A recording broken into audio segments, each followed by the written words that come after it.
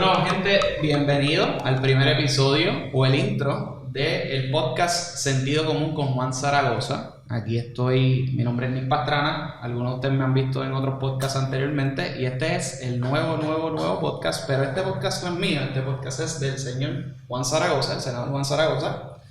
Juan, explícale a la gente por qué nuestro podcast se llama Sentido Común. Gracias, Nick. Pues mira, si tú supieras que antes de yo entrar a la legislatura, ya lo llevo año y pico, ¿verdad? Al igual que tú, que empezaste acá con la comisión, yo pensaba que la legislatura era un sitio extraño, que pasaban cosas difíciles de entender, a veces ilógicas, un sitio, pues de nuevo, extraño, complicado. Y te confieso que después de año y pico aquí, me he dado cuenta que así mismo es. Las cosas pasan extrañamente. Sí. Y entonces, pues, y tú sabes que aquí en la legislatura, la gente tiene una forma particular de hablar y de explicar las cosas. Yo no sé si es que se contagian cuando llegan aquí. Algunos engrosan la voz, otros empiezan a adoptar ciertas palabras, cambian su vocabulario. Y yo no sé si es la edad, pero para mí, tanto a la hora de analizar las cosas como a la hora de explicarlas, lo mejor es recurrir al sentido común. O sea, no te pongas muy sofisticado, ni muy filosófico, ni muy poético. Analiza las cosas con sentido común. Claro, el sentido común es esa maleta que tú traes en la vida, que ahí cargas tus experiencias, tus vivencias, tu educación. Pero mira, a veces no te pongas muy exótico, no tienes que ser un sábelo-todo, ni un experto en todos los temas. Usa el sentido común. Y eso es lo que yo creo que me motivó a poner ese título. Yo creo que eso debe ser lo que va a imperar aquí. Un análisis, pero no filosófico. Esto no es para científicos, ni para expertos, ni para genios. Es el análisis que haría la gente en la calle, utilizando su sentido común. De ahí que viene. Y por experiencia te puedo decir que la mayoría de las veces cuando uno habla con la gente, mientras más te complican las cosas, más te das cuenta que saben menos. Esas personas que complican las cosas lo hacen para mantenerte ahí arriba y que no puedas preguntar. Eso es una. Y es la actitud también. A veces uno tiene que tener, y sobre todo en estos ambientes del Senado y el protocolo, tiene que tener la humildad de poder equivocarse y hacer preguntas tontas. Porque típicamente cuando tú haces esas preguntas tontas es que florece el sentido común. Aquí no las sabemos todas. Uno tiene una idea, y nos ha pasado en un año y pico, uno tiene una idea que es lo que más sentido le hace. Uno entra en estos procesos, le pregunta a los que saben, muchas veces se da cuenta que no sabían tanto, y sigue preguntando boberías, y haciendo a veces un poco trial and error, de yo creía esto, creía lo otro. Sin esa humildad no se puede llegar al sentido común. Yo creo que eso en parte es lo que... Así mismo, y yo creo que usando eso como pie forzado para el tema, ¿verdad? El tema de este primer podcast es hablar de estorbos públicos en las iniciativas que estamos haciendo en la comisión sobre esto, usando el sentido común, ¿verdad? Uno no tiene que ser planificador ni urbanista para uno darse cuenta cuando sale a la calle, en áreas urbanas, áreas rurales, que hay un problema brutal de estorbos públicos, que no distingue. O sea, lo encuentras en Puerto Nuevo y lo encuentras en College Park y lo encuentras en urbanizaciones más caras y urbanizaciones más baratas, en áreas rurales, en áreas urbanas, edificaciones, o sea, residenciales, comerciales. Y entonces, como tú decías, uno se tiene que empezar a preguntar y decir, pero ¿y qué pasa? ¿Por qué tenemos un problema de estorbos públicos? Y preguntarse también, ven acá, además del problema obvio del estorbo público, de la hierba descontrolada frente a la casa, de las sabandijas, algunas de las piscinas, ¿verdad?, contaminadas, además de la fealdad y de la suciedad. ¿Qué otras implicaciones sociales, económicas, de salubridad tienen los estorbos públicos, porque esto no es cuestión de comprar 3 pailas de pintura y una máquina de cortar grama y no a limpiar casas por ahí. Que lo he escuchado que se resuelve todo con el modelo este. Es un problema más que tiene unas implicaciones más complejas. Y entonces te pregunto, tú que estuviste en ese mundo de las bienes raíces en tu vida anterior al gobierno, ¿cuál es tu sentir? O sea, que tú veías allá afuera en la calle. Sí, a mí me ayudó bastante esa experiencia previa, porque yo trabajaba con muchas familias, mucha gente que quería, pues, sí, o mudarse a una comunidad, a una urbanización, y era una gran paradoja que muchas veces la gente veía que en la urbanización habían subido los precios, y ya pues se hacía un poquito más complicado vender y no conseguían ni siquiera cómo comprar en ese sitio, que a lo mejor vivía la familia cerca y eso, y la gente tiende a buscar estos sitios, pero de momento tenías 3, 4 propiedades abandonadas y era una gran paradoja. ¿Cómo rayos tú tienes en un mismo sitio gente que de verdad quisiera con todas sus fuerzas vivir en un sitio en particular, ¿verdad? Y esto, yo cuando trabajé en eso, trabajé con todos los niveles de ingresos, y la gente en todos los niveles de ingresos tenía el mismo problema de, bueno, si a mí me dieran esa casa, o yo cogiera esa casa, yo la arreglaría y viviría ahí. Entonces, claramente no es un problema de demanda, claramente no es un problema de que la gente no pueda comprar, porque la gente pues tenía sus préstamos y sus cosas. Era un problema de que no había oferta, esas propiedades están congeladas ahí.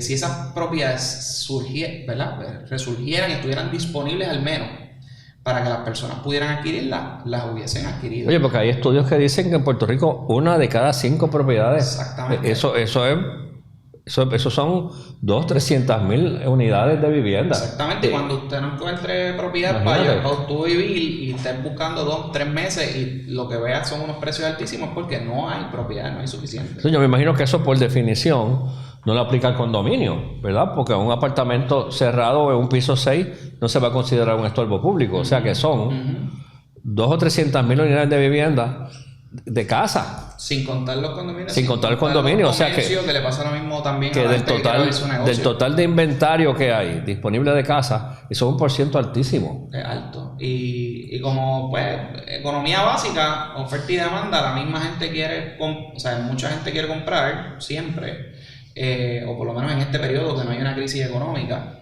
no hay oferta nueva porque no hay construcción nueva hace 12 años. Y hay una oferta ahí que pudiera ser adquirida y rehabilitada y simplemente está congelada. Así que si tú tienes eso de mucha oferta, mucha demanda, poca oferta, los precios siguen subiendo.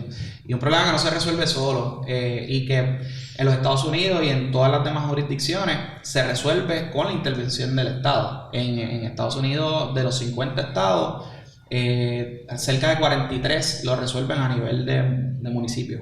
O sea que aquí en Puerto Rico nosotros vivimos, o sea, tú sales a la calle y ves una contradicción siempre en la gente buena llamando, así que ahorita le contestamos, porque esto es en vivo, así que no ¿es en vivo o no vamos a empezar de nuevo? Pues como lo que te decía, es esta contradicción de que tú ves que hay escasez de vivienda, pero hay exceso de vivienda a la misma vez. O sea, son dos mundos opuestos. O sea, o tenemos o nos falta vivienda, o tenemos o no tenemos vivienda, ¿verdad? Que es interesantísimo. Entonces, volviendo a los efectos de estos estorbos públicos, te afean el vecindario, crean problemas de salud pública. Muchas veces se convierten en hospitalillos. Te afectan el valor del mercado de las casas de los vecinos. De los que están. Porque es triste tú tener una casa bien mantenida en un vecindario y que tengas 2 o 3 estorbos públicos a tu lado y te alen para abajo el valor del mercado de tu propiedad, o que se venden a un valor tan bajito que cuando hacen el estudio de tasación de tu casa, pues por la reventa de los vecinos, o sea, te ala todo ese mercado del vecindario para abajo. Sí. Y es bien importante, Sara, porque cuando nosotros empezamos con este tema, no, había un miedo, y esto es un miedo que los alcaldes que sí se han dedicado a trabajar con los estorbos lo tienen, que es como, mira, estás metiéndote con un asunto de que los estorbos públicos, alguien finalmente al final del proceso pierde la propiedad, claro, pero fue alguien que la abandonó, muchas veces ese alguien no está vivo, pasan 2, 3 generaciones. De gente que ni está en Puerto Rico ni le interesa, ¿verdad? Pues si le interesara, pues buscara la forma, ¿verdad? De usar la propiedad o de venderla o hacer algo con la propiedad. Sí, muchas veces esto hay tan poquito interés de parte de la segunda o tercera generación de herederos que, pues, ¿para qué meterle mano? Así que el popular wisdom, el no sentido común, pero que prevalece es que, bueno, si le metes mano, pues es un problema político, porque entonces empieza, oye, hay alguien que se va a molestar contigo. Lo que no entienden es que hay una comunidad completa alrededor de esa persona o de esa casa que son muchos más los que se afectan, y yo creo que es la forma de ver esto hay que verlo desde un punto de vista social, de cómo nos afecta a todos, a las comunidades donde están estas propiedades y al mercado en general, y lo difícil que es conseguir propiedades. Yo creo que esa balanza es la que se ha reajustado ahora mismo. Ese temor político que había en su momento, considerando el problema tan grave que hay de vivienda, ha provocado que en la mente del político el alcalde dice, espérate, es verdad, no hay casa huérfana, siempre hay un dueño al final del camino. Pero por otro lado hay una comunidad, ¿verdad? Y sopesando una cosa y la otra es lo que ha provocado que en los últimos años se empiece a mirar esto con más detalle. Cuando en la comisión empezamos a mirar esto, pues lo primero que hicimos, por sentido común, es de preguntarnos cómo se ha atendido esto en el pasado, cuál es el estado, cuáles son las leyes que aplican hoy, cuándo fue que esto se reformó, cuándo fue que esto se enmendó. Y hemos visto en el pasado, desde el siglo pasado, principio del siglo pasado, que esto por todos los públicos ha ido evolucionando lentamente y con timidez, porque tal vez debimos haber empezado mencionando que, y yo creo que tú al final lo estabas diciendo hace unos segundos, que esto es un balance delicado entre el derecho a la propiedad privada, ¿verdad? Una cosa que los abogados llaman el debido proceso de ley, que son los procesos que se le tienen que dar al ciudadano para asegurar que pueda ejercer todos sus derechos válidamente, entre el derecho a la propiedad privada, darle las herramientas para que pueda reclamar, ¿verdad?, sus derechos,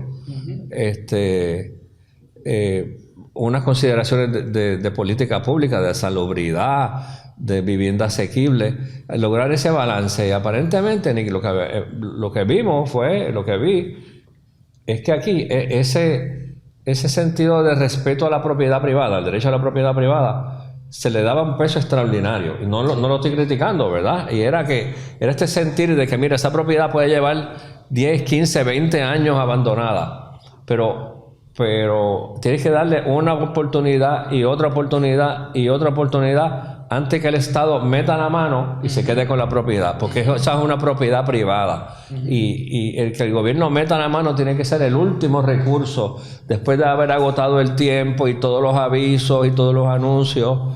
Y eso ha ido evolucionando. Y en el estudio que hicimos comparativo con Estados Unidos, nos dimos cuenta, allí es otra cultura, allá es otra economía. Pero allá, en ese balance entre el debido proceso de ley y el derecho a la propiedad privada, una vez tú dejas de ejercer tu rol como dueño de una propiedad, o sea que la abandonas, no la ocupas, no le das mantenimiento, y dejas de ejercer esos derechos y esas obligaciones como dueño por un tiempo, el Estado te pasa por encima, te pasa un tren por encima. De hecho, hay 20 estados que para subsanar te dicen, te notifiqué, en 19 días me tienes que resolver esto. No, en 19 días no te va a dar Exacto, para nada. Eso no te da para comprar 3 pailas de pintura. Eso no te da para nada.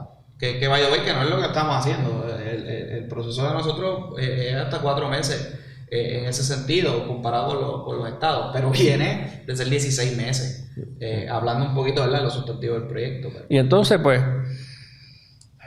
¿verdad?, repasamos qué se había hecho en el pasado, repasamos cómo se trata en Estados Unidos, y entonces, usando el sentido común, dijimos, bueno, pues vamos a sentarnos, esta es una herramienta que se le ha dado a los alcaldes Pues vamos a sentarnos con los alcaldes y preguntarle al alcalde por qué esto no funciona.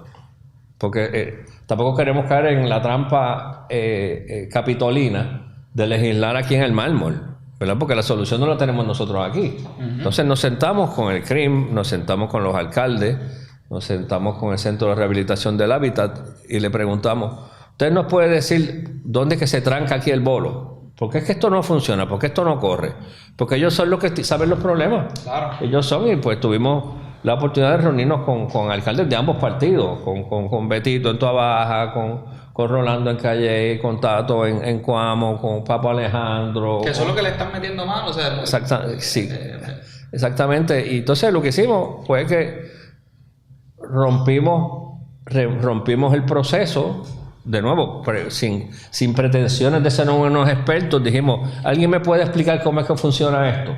Pues mira, tú identificas la propiedad.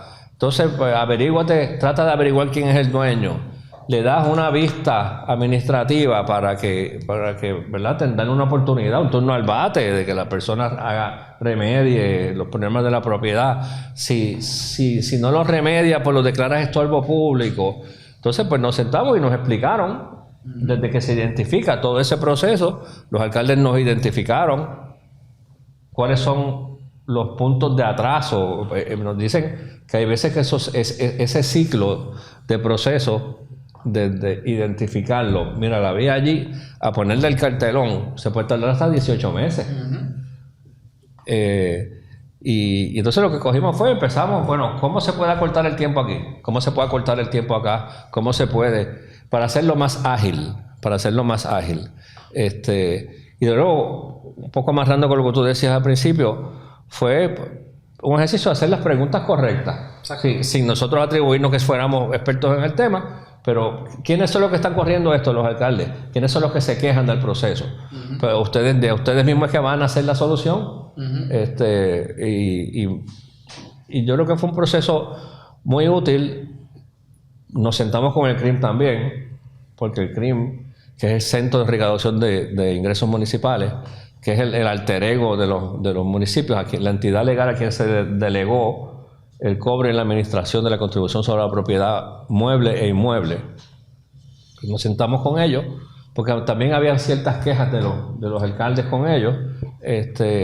Porque, oye, a fin de cuentas, Nick, nosotros en la comisión lo que queremos es devolver la propiedad a su uso productivo. Exacto. No, y el crimen es básico y es importante que la gente lo entienda. Típicamente cuando la propiedad alguien la abandona por la razón que sea, emigró y pasan 10, 20 años por allá, porque estas propiedades, para que sean estorbo, tampoco es que pasó un año ni dos. Seguro. Estas propiedades llevan probablemente más de 5 años vacías, pero algunas tendrán sus 10, 20 años, o sea, porque en Puerto Rico ha habido emigraciones mucho antes. Este último periodo ha durado, imagínate, del 2000 hasta el 2001 tú puedes empezar a ver números de migración. Así que típicamente cuando eso pasa, esas propiedades, las personas que sí las abandonan, porque hay otras que las rentan, hay otras que hacen algo, personas que sí las abandonan, pues también dejan de pagar los impuestos. Entonces, pues al final del día también muchas de estas propiedades a veces no se podían adquirir por gente que incluso las quería, porque es que debían tanto que tú sabes, nada más con pagar la deuda, pues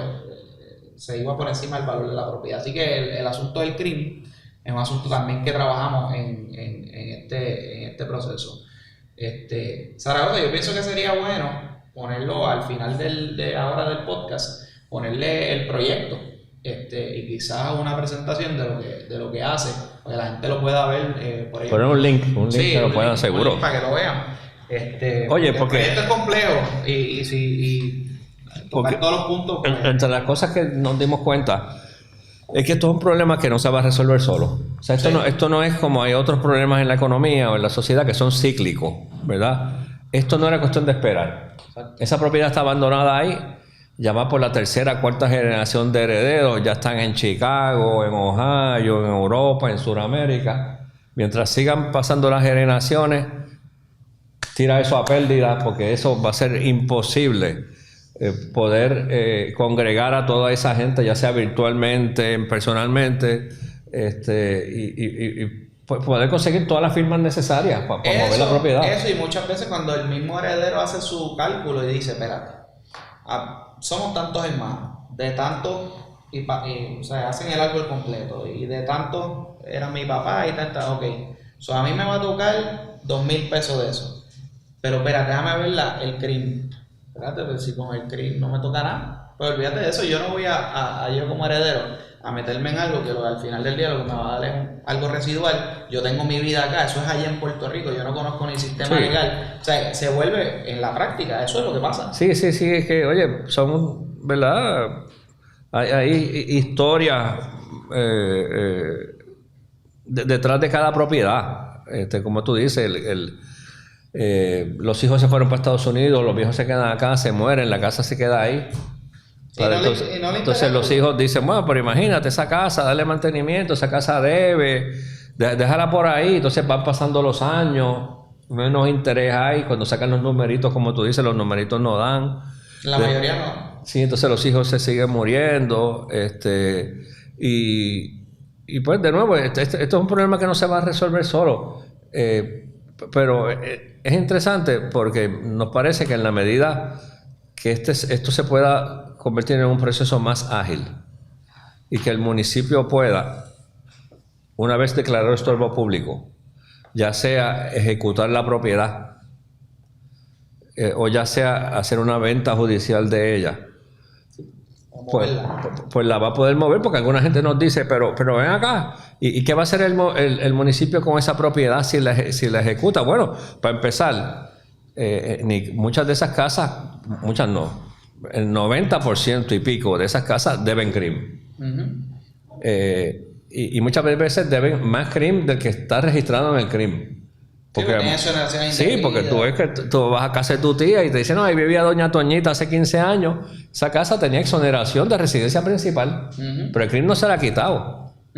Si se la quitara, recuerden que en el caso de la contribución sobre la propiedad inmueble, diferente al income tax, por ejemplo, que lo sigue a usted, sigue a su seguro social, en el caso de la contribución sobre la propiedad inmueble, la contribución sigue a la propiedad y se convierte en lo que se llama una hipoteca legal tácita. Es decir, que aunque no hay la formalidad de una hipoteca, de un documento legal que se llama una hipoteca, se trata como si existiera una hipoteca. Y se pega, es como si fuera un cartelón que se pega a la propiedad, y eso sigue a la propiedad. Y entonces eso le facilita al CRIM, en la medida que se eliminen las exoneraciones, si la propiedad no está tasada, que se tase, le facilita al CRIM expropiarla, porque es una combinación de una casa destrozada que en las condiciones en que está puede tal vez valer 30,000 pesos. Porque los herederos no van a sacar de su chavo para ponerla bonita. Eso es lo que hay que demolerla. Porque no hay exactamente, una propiedad que vale 30,000 pesos y que vale 30,000 pesos y que al crimen le debe 45. Sí. En los Estados Unidos, y que este proyecto no está yendo a eso, pero en los Estados Unidos lo que se hace son los tax sales. Típicamente hay un CLV, ¿verdad? Un Community Land Bank, que coge y dice, bueno, esto es la matemática, pues ya, pues por la deuda, y se cancela la deuda.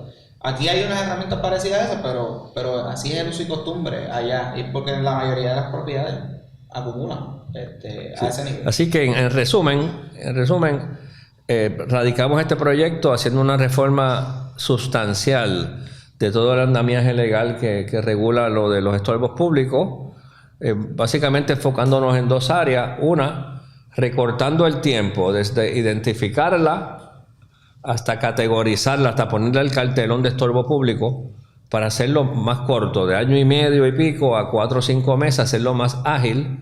Y segundo, una vez ya tiene el apellido de estorbo público, también eliminamos una serie de trabas para que, particularmente el CRIM, que como decíamos, el 90 y pico % de estas casas le deben chavos al CRIM, se le haga fácil, o ya sea vender la propiedad, o ya sea expropiarla, quedarse con ella a cambio de los taxes que le deben, y entonces venderla. Nos decía, ¿te acuerdas? Tuvimos una reunión con Betito, que interesantemente nos decía que una vez él le ponía una propiedad al cartelón de estorbo público, empezaban a llamar a la alcaldía porque la cantidad de gente llamando que le interesaba la casa.